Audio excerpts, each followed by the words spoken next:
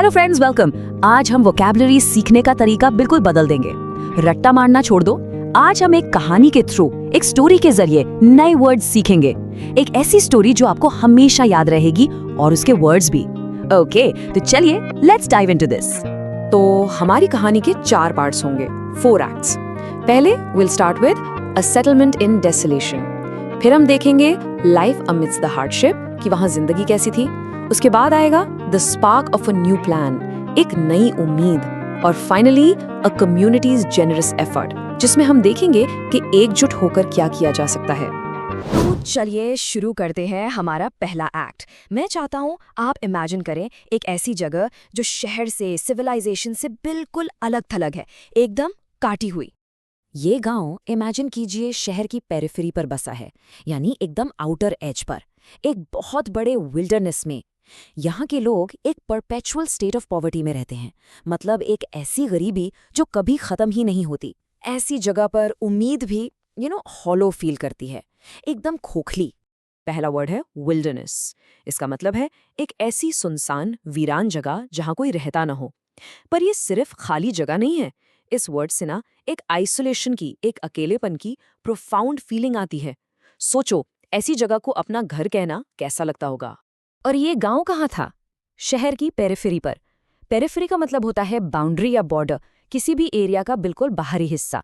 जैसे आप बोल सकते हैं his house is on the periphery of the city, यानी उसका घर शहर के एकदम किनारे पर है।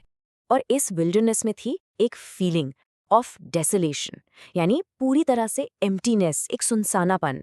डेसोलेशन वो भारी फीलिंग है जब कोई जगह बिल्कुल छूटी हुई, अकेली लगती है।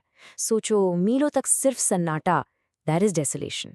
वहाँ के लोगों की लाइफ बहुत ही ब्लीक थी, यानी उम्मीद के बिना एकदम बेरंग। वो टैटर्ड कपड़े पहनते थे, मतलब फटे पुराने, पुअर कंडीशन में।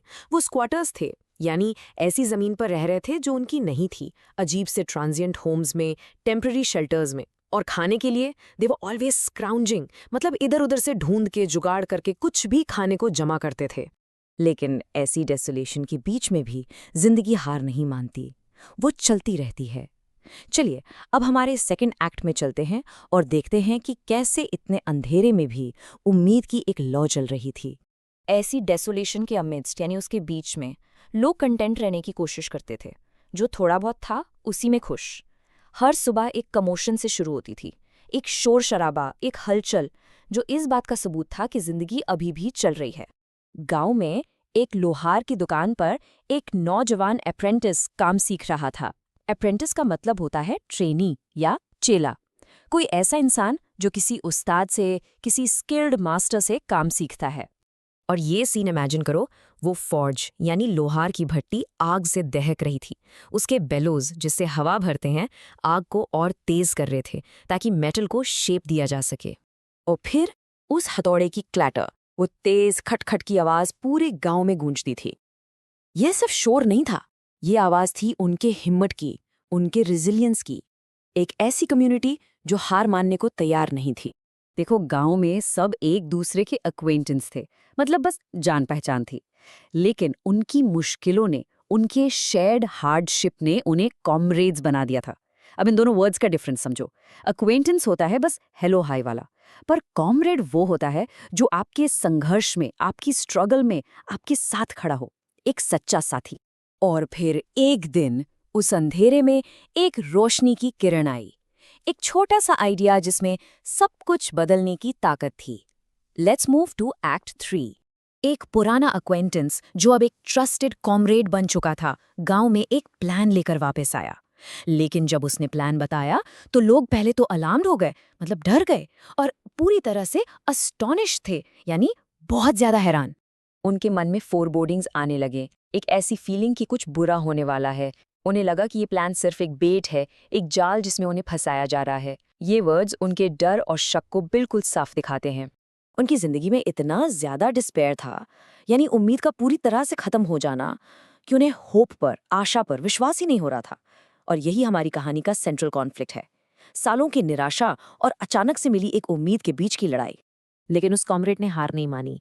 उसने लोगों से बहुत कंपैशनेटली बात की, मतलब बहुत ही हमदर्दी से, उनके डर को समझते हुए।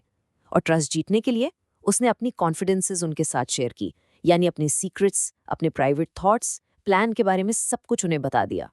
और ये आपको सोचने पर मजबूर करता है ना?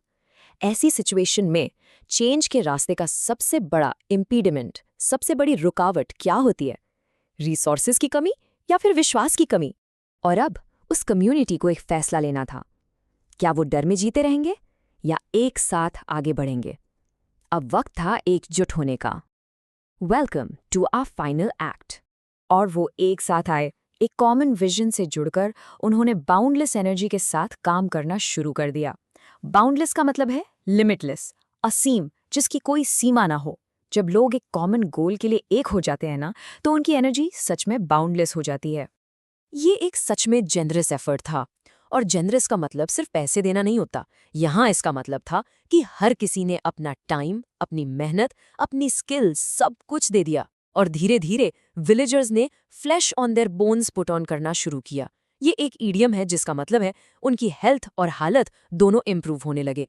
तो चलिए एक क्विक रिवीजन करते हैं हमारी स्टोरी की वोकैबुलरी का। कहानी शुरू हुई डेसोलेशन और विल्डरनेस में। हमने एक यंग अप्रेंटिस को फोर्ज पर काम करते देखा। फिर एक कॉमरेड आया और उसने सबसे कंपैशनेटली बात की, सबको यूनाइट किया। और आखिर में उनके जेनरस कलेक्टिव एफर्ट्स एक नई शुरुआत लेकर आए हैं। तो हमेशा फिल जैक्सन का ये कोट याद रखिएगा, वर्ड्स में पावर तो होती है जैसा हमने आज देखा, लेकिन असली पावर उस करेज में है जो उन वर्ड्स पर एक्ट करता है। एक साथ आने में, मिलकर काम करने में, बिल्कुल उन गांव वालों की तरह। असली दुनिया वही बदलता है। तो मेरा आपसे सवाल ये है, आप अपने शब्दों से, अपने वर्ड्स से कौन सी कहानी लिखेंगे? सोचिएगा ज़रूर।